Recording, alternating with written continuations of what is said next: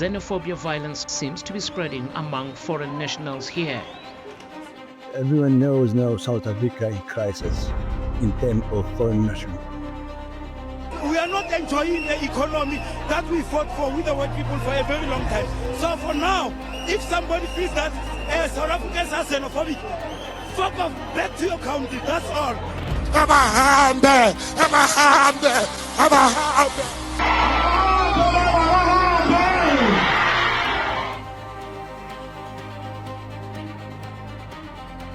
The foreigners here to take our women, the foreigners here to take every aspect.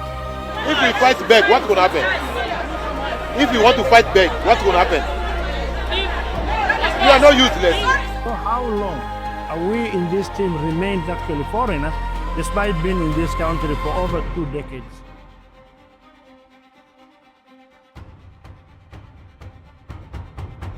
Africans must be chased in each and every country wherever they run to.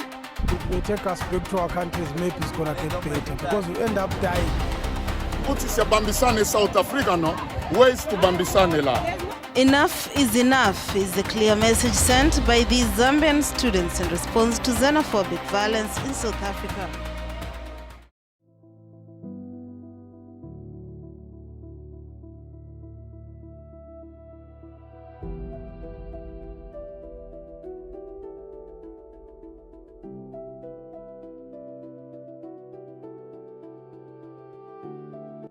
My name is Maurice Smithers. I'm a social activist. Xenophobia itself is a Greek word, and it actually means fear of the other. Xeno is the other, and phobia is a fear of something. It's that people either don't like the other or have issues about the other or are threatened by the other. It's a challenge that's facing everybody in the world, and it's facing us in South Africa primarily because we are one of the 3 richest and most developed countries in Africa. I'm not happy with the behavior of the South Africans. Each and every time they want to wake up and start killing people. Enough is enough. Nigerians, Malawans are all Zambian, we're all Africans. What we are doing here as South Africans, we are enforcing the Immigration Act 13 of 2002. We are enforcing the constitution that guides us as a country. So, and once you do that, especially since we are faced with a situation where there's always been an influx, in the past few years, we've seen a number of foreign nationals flocking into South Africa, and most of them, if not all, don't even qualify according to the Immigration Act 13 of 2002 that guides us. They don't even qualify to be here. So, and when we realize that we have got a serious issue with the influx that is coming into the country, taking over the informal market, only operating businesses in the informal market, we raised concern with SA government. We tried to show them the wrong that they've been doing by failing to enforce the law, to enforce the immigration to protect our borders, to protect our wealth and the citizens of this country. So now we found a situation where now foreign nationals were already in the country for quite a number of years, and they were comfortable with doing wrong, to a point where when you now try to correct the wrong that they have done, they call us names. As refugees, as asylum seekers, as people seeking economic opportunities, don't do so willingly. They come because they're under pressure. Of course, you do have voluntary migration. It happens all the time. But the majority of people who we would classify as asylum seekers or refugees or economic refugees, etc., in the world today are people who are trying to escape war, trying to escape poverty, trying to find opportunities for themselves and so on. Let me tell you that I'm a refugee, and my parents were refugees. They came here because their lives were threatened and half my family was murdered. And that is why they were refugees in South Africa. There's absolutely no blame on a refugee for being a refugee. My name is Cindy Sosibanda. I am an attorney, partner and a director at MS and Associates. And My involvement with the issues of foreign nationals came through round about the end of 2021, after there was a directive that was issued by the then Minister of Home Affairs, Dr.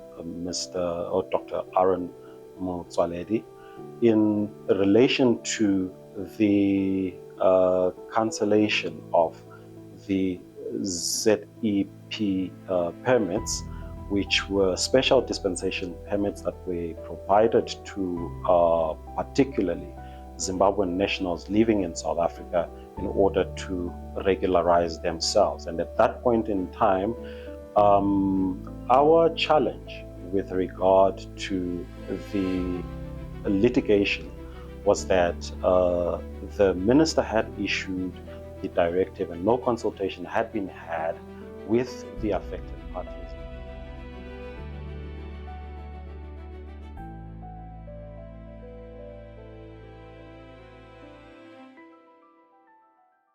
Who chartered the flight that carried the 153 Palestinian refugees to South Africa? That's the burning question after an intervention by Gift of the Givers helped avert the humanitarian crisis at OR Tambo. The aid organization, along with other civil society partners, are coordinating emergency relief efforts. We as patriots, we are concerned with regards to what is happening here in our country. To start with, there's a burning issue that just happened 3 days ago, that South African government accepted migrants from Palestine. So this is it's a worrying factor and a big concern, whereas the provincial government from the Western Cape and the national government of South Africa are actually competing with the Middle East war, whereby the provincial government is taking the Israelites and the national government is taking the Palestinians. However, this on its own is an infringement of our immigration laws and of our constitution, because they did not follow the guidelines of the constitution. As it is, these people are going to be documented today. We don't know who are we documenting. We could be, possibly we could be documenting terrorists and all the undesirable migrants from all these countries. In terms of immigration, unfortunately, they had the passports, they don't need a visa, but they failed the questions regarding immigration. Where are you going to stay? Do you have any return ticket? Do you have money to sustain yourself? And they didn't answer those questions. On that basis, we denied them entry. As we denied them entry, the airline had to fly them out. So when they had to fly them out, unfortunately, they said they will do that within 3 hours. And that should have actually happened around 10 o'clock in the morning. And they should have been flown out. But unfortunately, the airline later said, no, they still have to do other things like change crew, have to refill, and they started talking about having technical problems with the aircraft itself. So on that basis, they couldn't fly them out. And because they couldn't fly them out, then we have a challenge where we have concluded our work. When they were supposed to be flown, the airline is failing to do so. Now, what do we have to be doing? What we have to be doing is, we have to say, airline, what do we do in this situation? That is why when it became difficult for them to stay in the aircraft, we had to speak to AXA, and AXA brought in the buses. We removed children and women out of the buses, out of the airline. They were into buses with clear ventilation in terms of aircons and everything. They were given food and all of those kind of issues. But the delay was not a border management delay. The delay was about the airline having to take them out. As we know by now, during that part of the delay, then there was ultimately some conversations in the country that involved the executive, and ultimately we got a letter from the Minister of Home Affairs that said, allow them in on the basis that there is somebody in the form of Gift of the Givers that says they will take care of them, they will put them into addresses and stuff like that. When that happened, we had to then comply, and that is why we processed them into the country. Border management is very sophisticated. We have the responsibility to protect the country's what you will call ecosystem in terms of ensuring what we call environmental biosecurity. What basically that means is we have a responsibility to protect this country from any possible introduction of invasive species. So that is why when people arrive at the airport or people arrive at the land ports, we have to scan the kind of things that they are carrying in their luggage, because we don't want you, for example, to come whether intentional or unintentional, with some kind of a cockroach that is not necessarily an ordinary cockroach for South Africa. Because once that actually enters the Republic, it becomes an invasive species, it can start multiplying in the country, and it can start creating chaos.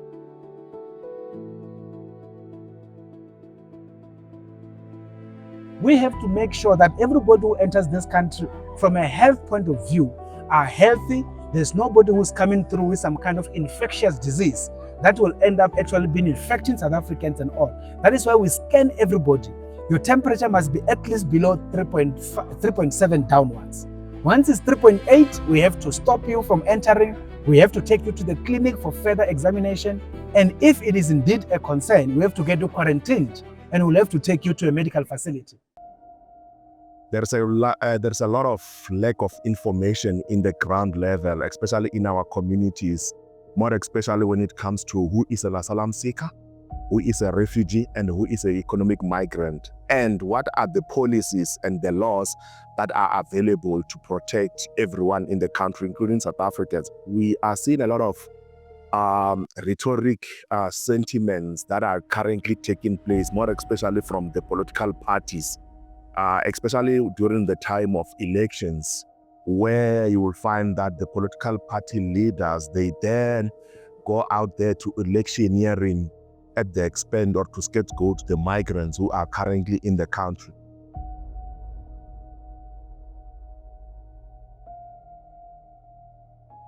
My name is Amir Sheikh. I am an executive chair of the African Diaspora Forum, which is a federation of migrant association formed on the aftermath of the mass xenophobic attack in 2008.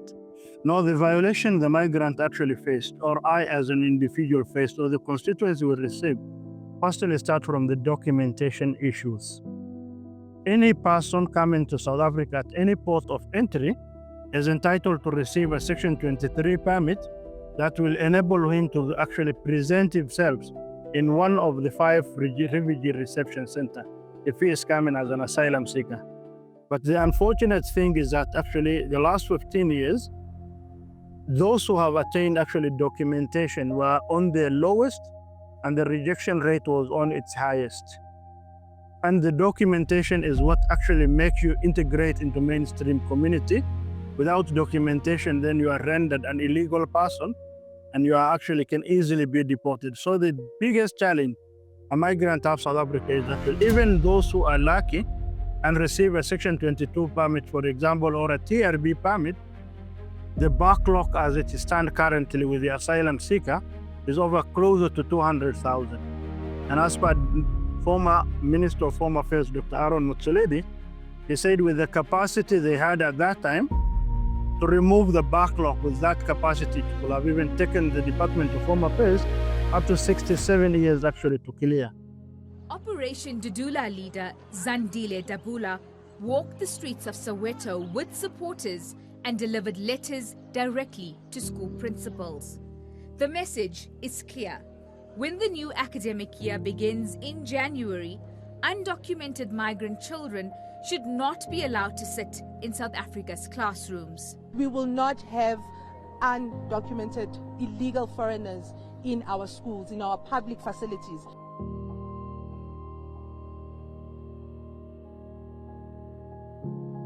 Over 50, close to 60% abantwana bangaphandle abanye banama documents abanye vele bayiwelela umncele nje bazongena la eSouth Africa.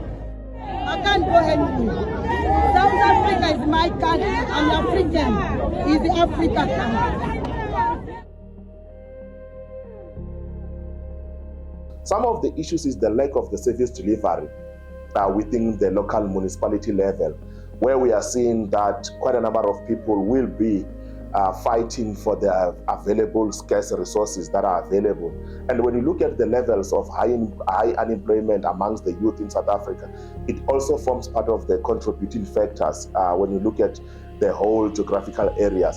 Then migrants are seen as the people who are then competing for the scarce resources with the local communities without the understanding in terms of who is available and what is available for who and how it is being accessed. The perception of the ordinary South African is not inherently xenophobic. However, these are perpetuated by political opportunism at times.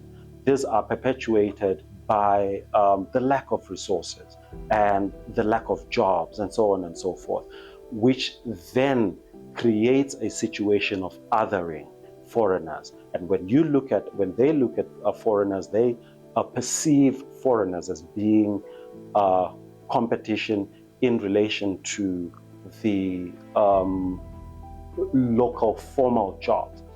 But statistics have revealed that not many foreigners are actually active in the formal market or formal job markets, so to speak. As you can see here, the police are protecting properties, businesses, shops that belong to African migrants. They said that they were attacked last night precisely because they are not South Africans. I'm worried, I'm scared. I know how to protect myself because most of us here, we are citizens already.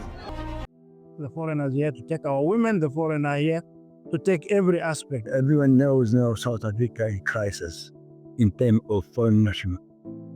Regarding spaza shops are collectors of money for SARS.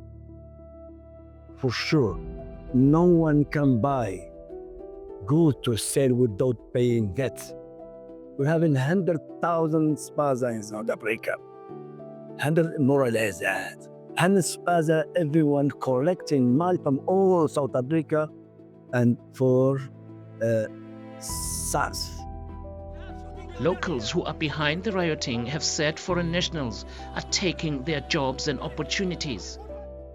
The issue of rhetoric sentiment that we are seeing in a community level where wrong and myth and misinformation is being spread about the lives of refugees and migrants in the community level. So those are some of the contributing factors that I can mention for now.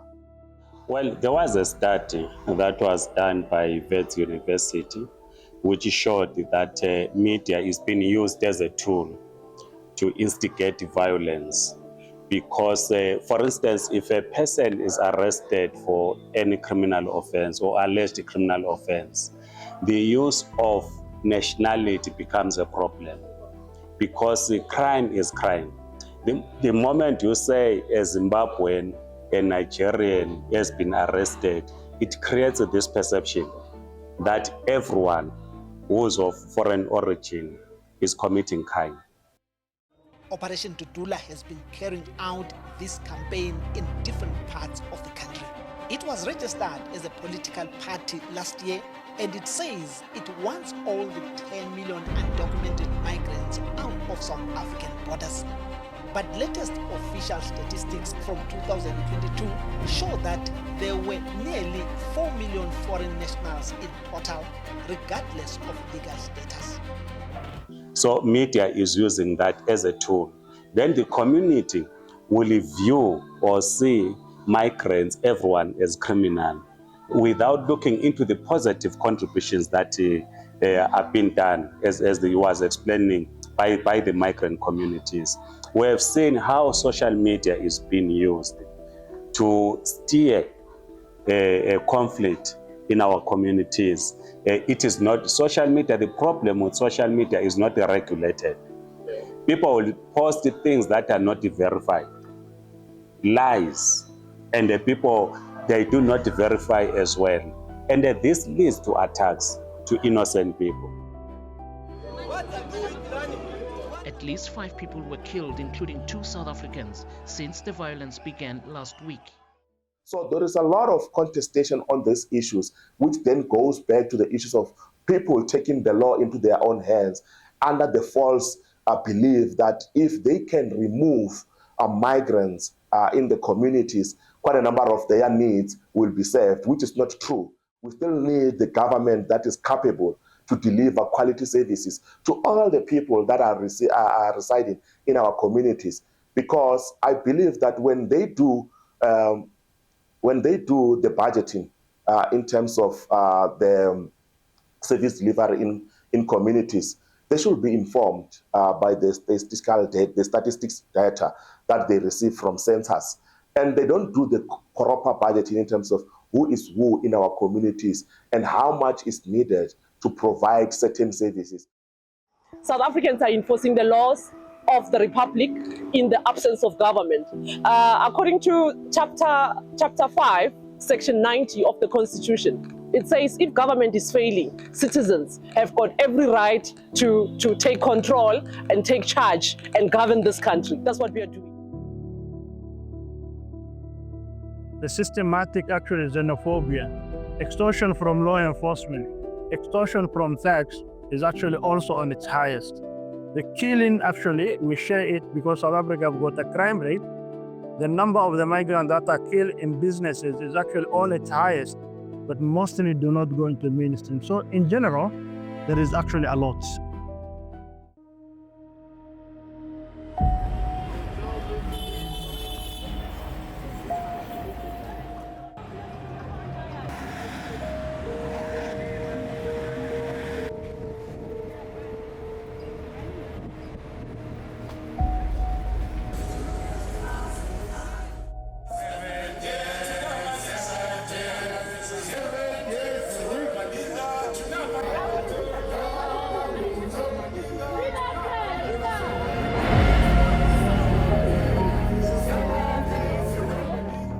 Socio-Economic Rights Institute of South Africa is taking the city of Joburg to the High Court over the recent removal of informal traders from various parts of town. This follows the municipality's cleanup and by-law enforcement drive, which includes a new registration system aimed at regulating more than 20,000 informal traders. It happened that we woke up on 2nd of October. Before coming out in the streets, the JMPD, the motor police, they're full everywhere. So we are trying to know what is going on. Nobody was explaining to us. So they said we mustn't put our stuff. Then we asked them why. Nobody gave us an answer. So since then, the Metro Police is full here every day by day. So we don't know actually what is going on. Then we gather, the informal traders gathered, and we took the city to court. And it happened that here, the city gave us permit since 2006, because we are trading here before the city approached us, tell us that they will do Nina market for us. So it happened that they started the project on 2005. And on 2006, when they finished putting shelter for us here in the Villa Street. So they said we pay. So we start paying them, and we are paying them 100 Rand every month. So we have smart card, and we have their bill payments coming to each and every stand. I'm Lauren Royston. I'm the Director of Research and Advocacy at the Socio-Economic Rights Institute, based here in Bloemfontein. I'm a development planner by training. I've worked in the social justice field and been associated with SERI since its inception. And at SERI, our concerns are about socio-economic rights realization.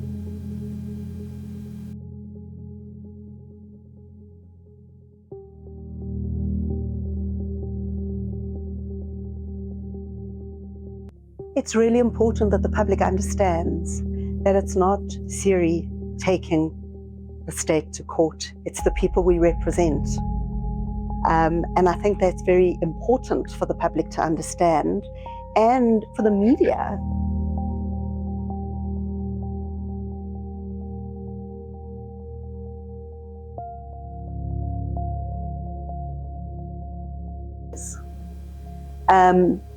And in these three thematic areas, migrants have always featured in our work.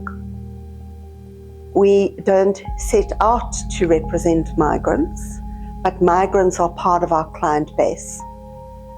And interestingly, it might be useful to know that according to the latest statistics, the number of South African migrants to Johannesburg inner city exceeds the number of foreign migrants. Migration is a big issue in a place like Johannesburg with the economic opportunities it possesses and its location. I think that we've taken on a number of different cases over the years, many cases in those three thematic areas. A recent one is the informal trade case. In that example, the assumption is that the traders are foreign nationals. And what concerns us is the legitimacy of those claims, and not even the legitimacy, the factual basis of those claims. So as a public interest law organization, we represent a client, and in this case it was the South African Informal Traders Forum, and the facts of the matter are really that a whole lot of informal traders were removed from the street. The social media responses were that they are foreign migrants and that they're illegal. So many foreign nationals are in South Africa on a legal basis, and many of the informal traders are in fact South Africans and have been informal traders for many years. So one of our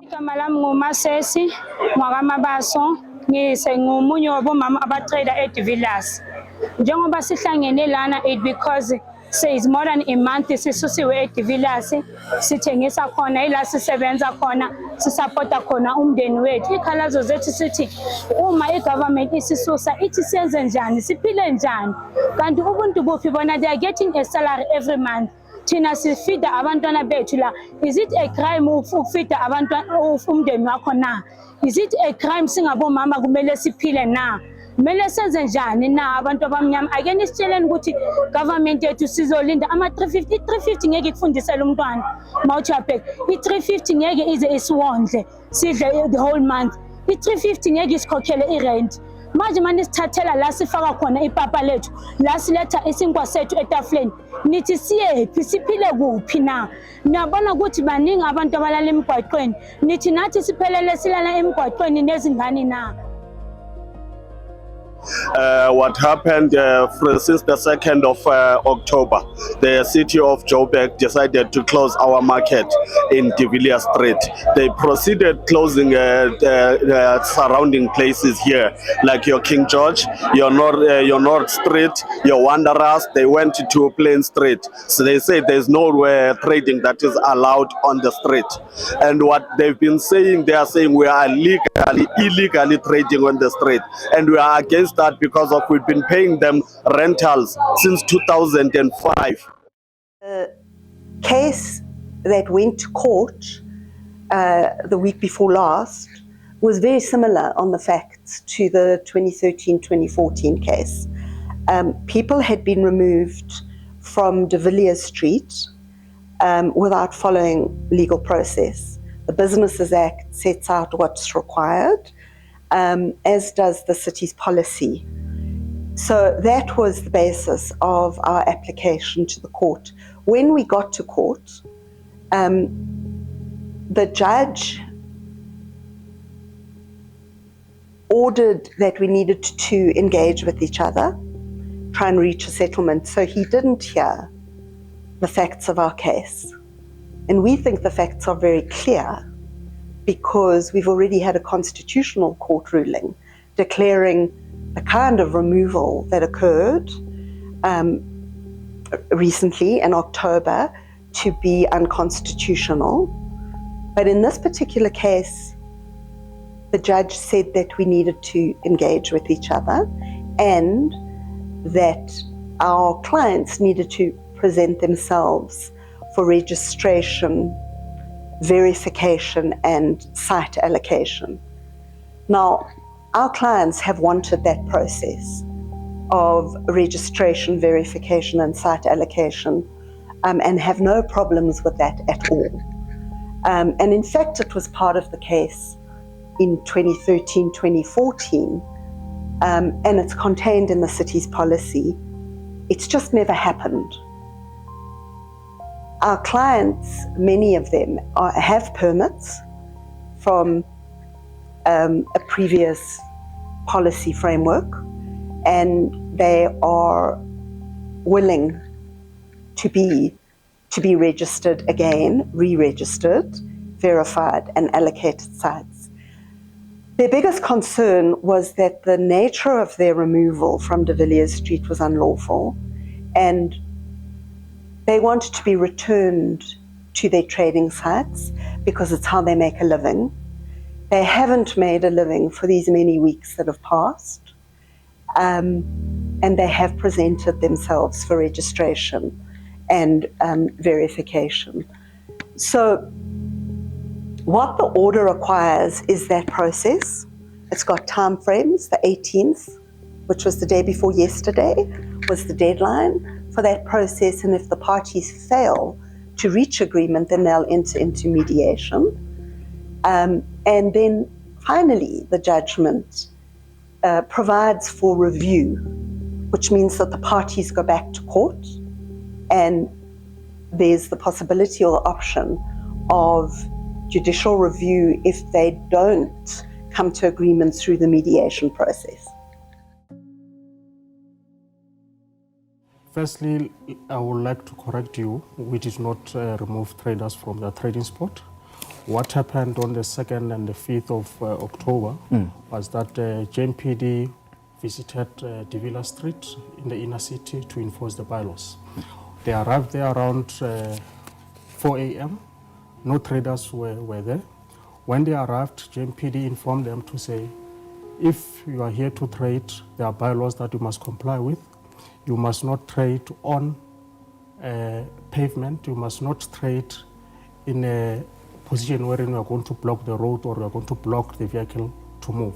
So on those particular days, City of Johannesburg was enforcing the law. We did not violate traders' rights. We did not remove them from their trading spots.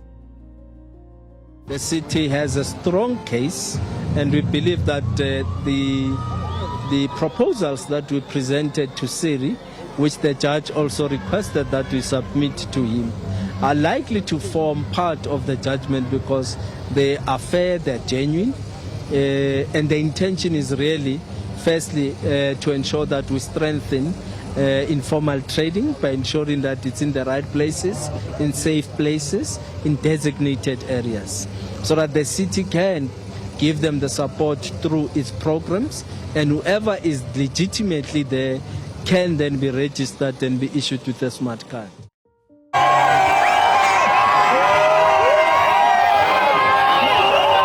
feeling very fine. I'm happy. I thank God for God of justice and fight for us. We need to hustle. We never pay our rent for last month, and this month is coming. We need to pay our rent. We never pay our rent. Thank God. God of justice. Thank God. Now we are very happy. We are very happy. Sikhathele ukujijimisa njengezinja sizamele abantwana bethu ukudla namhlanje sizolala sijabule although sisazoba nama-challenges because njengoba besinawo ama-challenges sisalindele abanye ama-challenges but ke si-happy sijabule. Well, the way that the process began was a little chaotic. Our clients presented themselves at the venue for registration and verification, and the venue was changed, and they subsequently went to the new venue.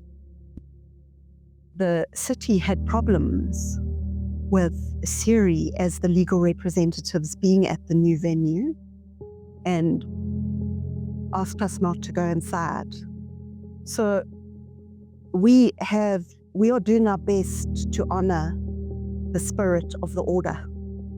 So we remained outside, but we we don't have any doubts that our place is there in support of our clients who are undergoing this process.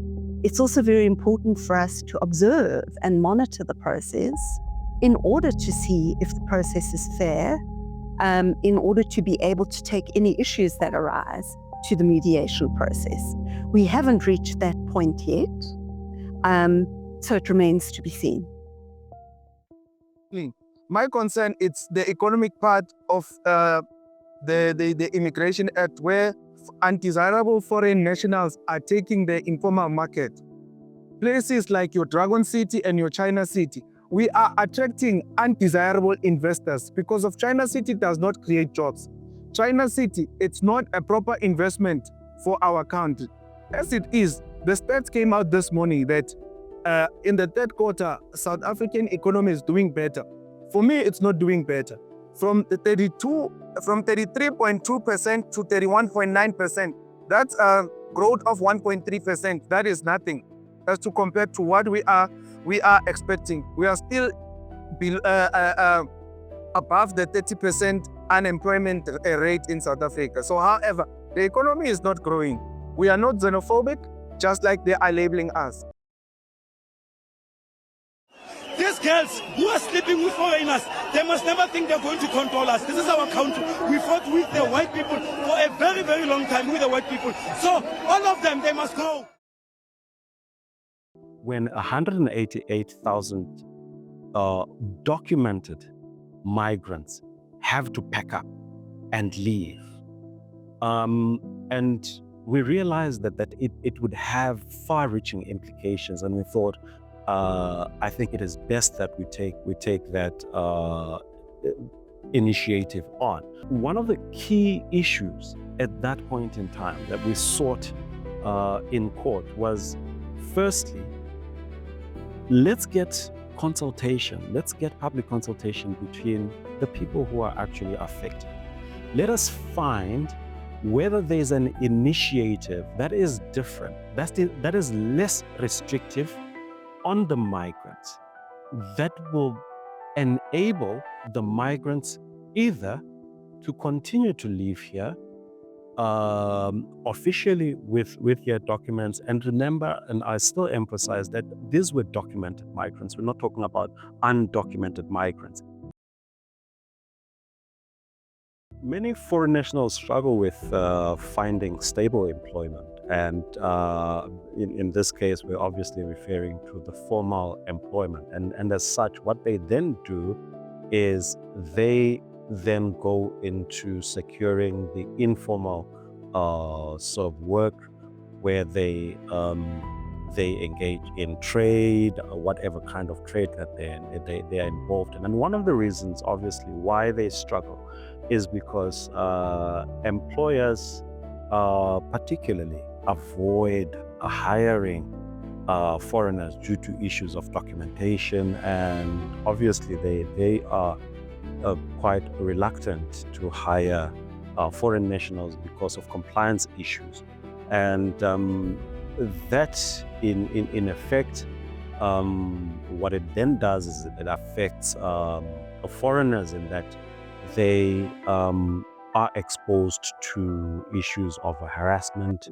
They're also exposed to issues of xenophobic attacks, and not only from the society, but also from law enforcement agents. And they have difficulties. Obviously, some have difficulties accessing healthcare and housing. The ordinary man on the street who is unable to distinguish between legal migrant and illegal migrant then takes it up to themselves to identify anyone who is different as being illegal, and that becomes problematic. The issue of immigration is an international and a global issue. Now you can respond to it in one of two ways. You can say, how do you integrate citizens who come from other countries, give them legal status, make sure they learn what needs to happen in the country? Because if I want to go live in Germany, I must learn German. I must learn German laws. I must operate the German way. So a dialogue gives us an opportunity to say, what is that way? What is the South African way? But what Dudula is doing is, frankly, in my view, bordering on racism. Because it is going out identifying people illegally. How does it, what power does Dudula have to verify papers of immigrants? It doesn't. So it goes out, it prescribes who is an immigrant, who's not, and then at the end of the day uses that to scapegoat citizens who come from other countries for government failures. What we should be doing coming out of this is to say, in dealing with the question of immigration, how do we integrate? But more crucially, let us stop ourselves in places where you can have communities that become exclusively about nationalities. You don't want little Lagos, or you don't want little Malawi, or whatever. You want integration. That's my view on immigration. Because then you can share knowledge and you can be part of this beautiful African continent. The same Dudula would never do that to American citizens, to Russian citizens, to any Asian citizens. They do it to fellow Africans. Why? It's not lawful for Operation Dudula or any organizations to stop people on the streets and demand, or in any public space, and demand to see their documentation.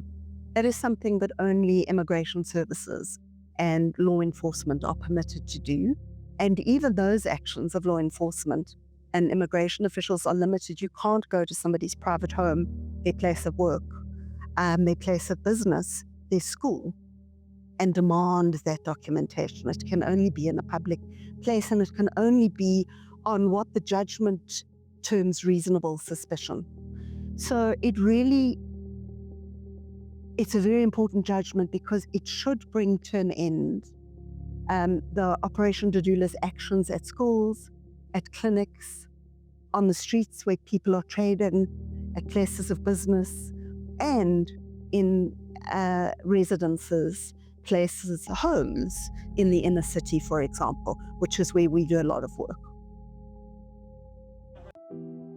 There is a lack of understanding in terms of what level of access to human rights should be taking place in our communities. Why am I saying that? Is that you find out that a refugee or a migrant will go to the local clinic to seek medical healthcare services, and that person will be assisted, and you find out that the next person is a South African, and by that time, maybe some sort of resources at the clinic or at the public hospital, they are not available.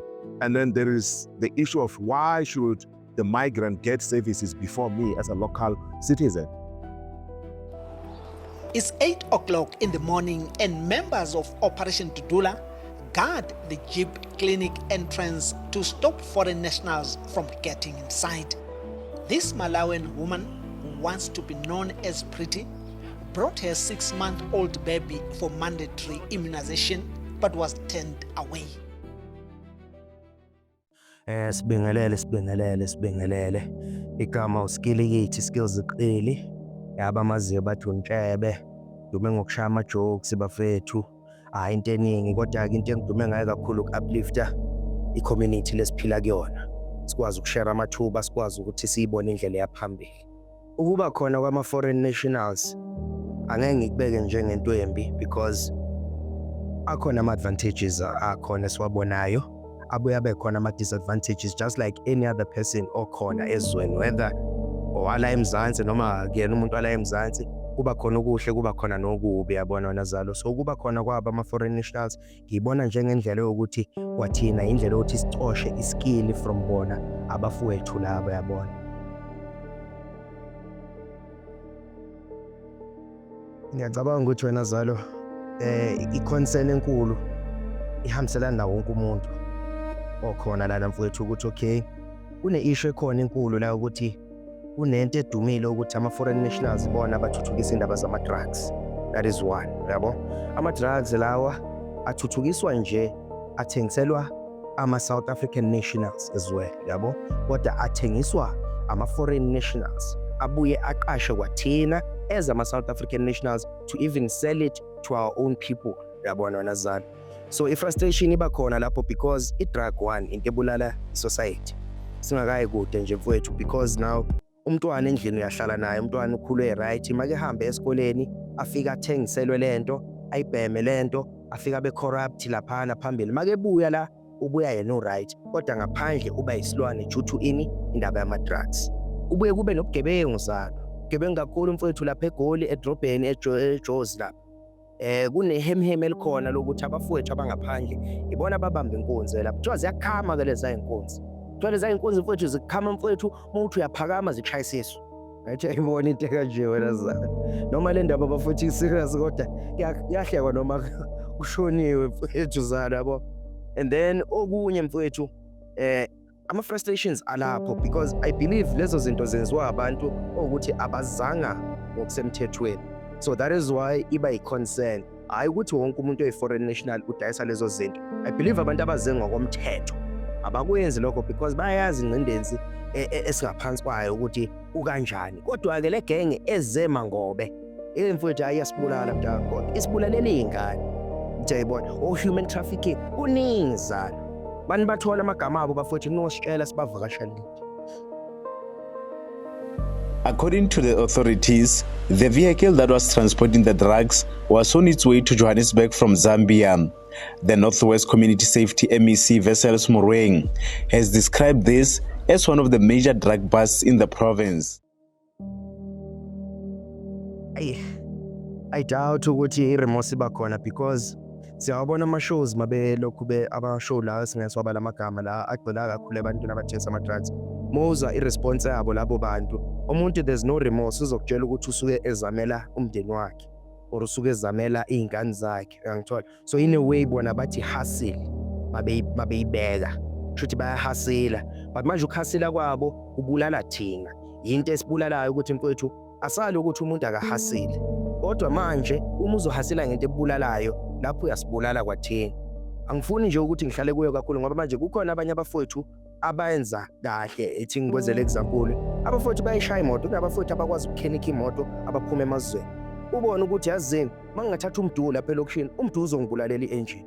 Kodwa mangithathe umfowethu laphana uSomestre mfowethu ungishayela yona kahle ayibophe mfowethu ayifasi i-engine. So uyabona ukuthi kukhona ukuthi abakwenzayo kuye kube khona nokubi abakwenzayo. Kodwa lokho kwenziwa yiwonke umuntu as long as uwumuntu ekugcineni.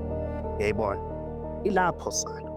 Whatever challenges we have with foreign nationals, and look, I'm not saying foreign nationals aren't doing wrong things. They are. So, for example, if you come to a country like South Africa from another country, and you now have to survive, you're going to look around and see what other people are doing. First of all, drugs have always been sold in Yeovil for forever. As long as drugs have been available, they've been available in Yeovil.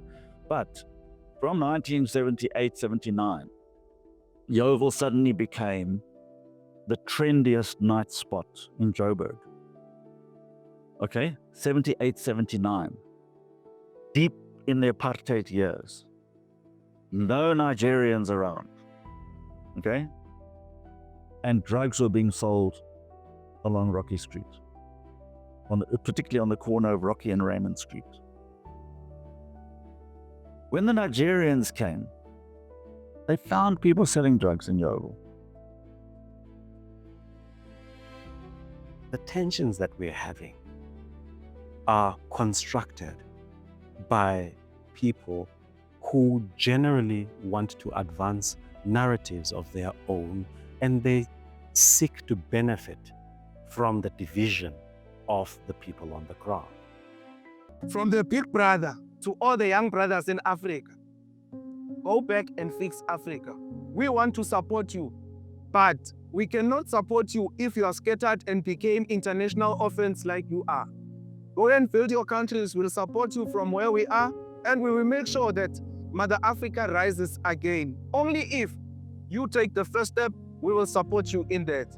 And to SA government, South Africa is not a refugee camp.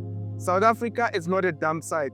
Respect us as citizens. Respect us as the law-abiding citizens who want what is best for our country. We have no other home except South Africa. As it is, even our maritime security, it's at risk because we don't have the Navy. Our Navy, their ships and their submarines are not working. And we have an influx of illegal immigrants and also human trafficking and all illicit goods and counterfeit products. They come through our shores, through the sea and maritime economy, and that on its own, it is an infringement of the economy, and it's an infringement to South Africans who deserve to be working there. So South Africans, let's stand up and fight for our country. China City and Dragon City, you are our next destination. We will make sure that all those shops are closed, because of none of those shops meet the investment budget of 5 million. So South Africa will be respected and our laws will be respected. Hence, I'm emphasizing that part, that our country is not a dump site, our country is not a refugee camp, and also our country, it will not be turned into a banana republic like these people are saying. And I submit from here. Trevor Scopen Donor from Patriotic Alliance. I am the big brother to all the Africans. Can we look at the root causes? And can we try and find some unity instead of division around these root causes, which are about access to services and improving quality of life, particularly in the lead up to local government elections? We believe in the state and the state's role, and we are open to engaging with the state around what it needs to be doing to fulfill its obligations. It's our preference that we don't litigate. Litigation is an option of last resort, but we have an obligation. Our mandate is around the realization of socio-economic rights and around the state's obligations. So can we talk about the real issues, which are about the state of our country, our economy, access to services, and so on? And can we find some unity in holding the state to account, rather than scapegoating an organization? You're not the only ones. Don't scapegoat foreigners, don't scapegoat organizations who are actually upholding the law. Kuyaliwa ukuthi okay, abantu abangazelwa ngokomthetho bahambe. Uzosiza ngani ukuthi bahambe labo bantu ukuthi kwathina before sithi umsebenzi awukho silase? You understand ukuthi ngithini? Umuntu makeza ngale esuka ezweni lakhe eza ngapha, ukhona indaba ukuthi okay, ufuna ukulungisa ikhaya la asuka khona. Uma lithola ithuba makuthiwa ungena 12 hours ishift lakho, uzolingena i12 hours shift lakho. Mina lo ngizohlaba noma u6 hours. You understand? Ezinye izinsuku ngimi ukuya vele. Yangithola. Bese kusasa ubuye complain bani? Ubuye complain mina ngithi hayi, labantu laba sithathela imisebenzi. Labantu laba bayasmosha. Ukuthi kwamina I'm not putting yami effort as an individual. So mina into engayisho as a community leader ukuthi ingafuna ukuthi iqale as individuals la emphakathini ukuthi okay bafowethu imisebenzi iyavela. Kodwa imisebenzi mayivela siyakhetha. Yangithola. Umuntu athi mina ngeke ngishaya ipiki. Okay, ngeke ushaya ipiki na ithenda livelile ke lana kwakhiwa isikolo uthi wena ngeke ushaya ipiki. Kwenziwe njani ke? Awuma umsebenzi.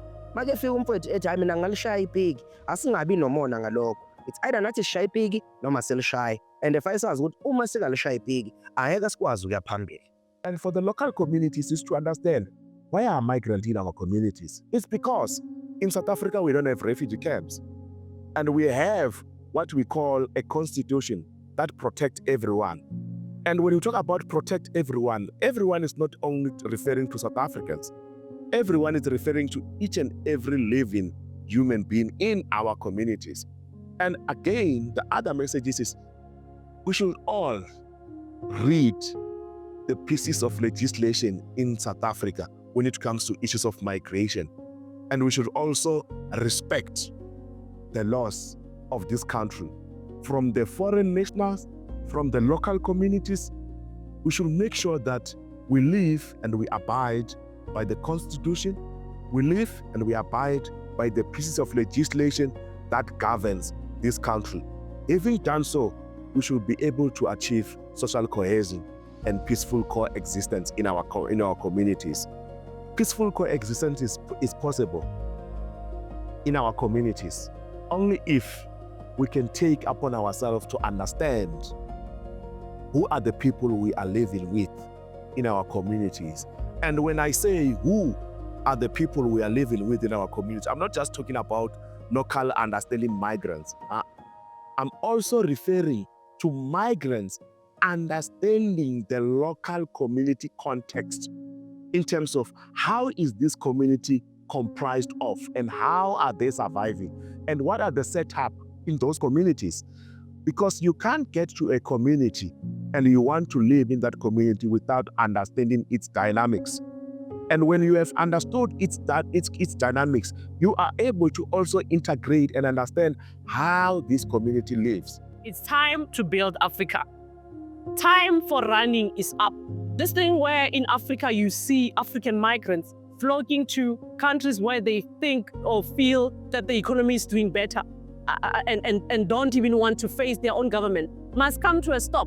It cannot be correct that you are leaving oil, you are leaving platinum, you're leaving gold back in your country, you are leaving all the wealth and riches in your country to come and suffer in foreign streets. We have seen African men, they even go as far as prostituting themselves. They are in foreign countries as we speak, sleeping with old women for citizenship. Why African men can't build this continent and stop what they are doing? They are all over the world, they are arrested for selling drugs. Nobody respects Nigerians. Nobody wants Nigerians in their country. Nobody respects Zimbabweans. The capable, intelligent people of this continent are scattered all over the world, helping other peoples build their economies, while they've left this continent to burn to ashes. So I'm calling on all African migrants all over the world, and I'm saying to Father God to please help me on this one. Africans must be chased in each and every country wherever they run to come back in this continent and build it. South Africans, come and help us fight for this land and help us remove this useless government. Migration is one way down to South Africa, where poor migrants live in poor working communities, creating conflict. It is the responsibility not of the South African government, but of African governments to rebuild their economies, particularly in the SADC region. It will not be good for us to continue flocking to South Africa. We must question the role of SADC as an institution.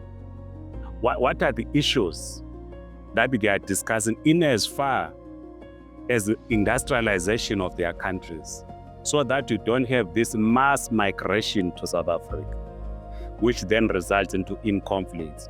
We have the Pan-African Parliament that is in Migrants in Johannesburg, South Africa.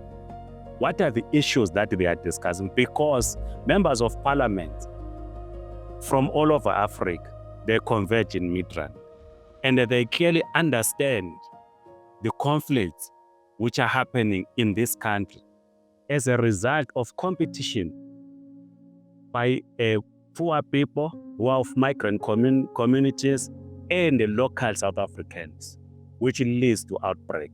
So in our view, the solution, while the South African government is developing laws or should develop laws, and the police must protect every person who's here, but the numbers are actually overwhelming.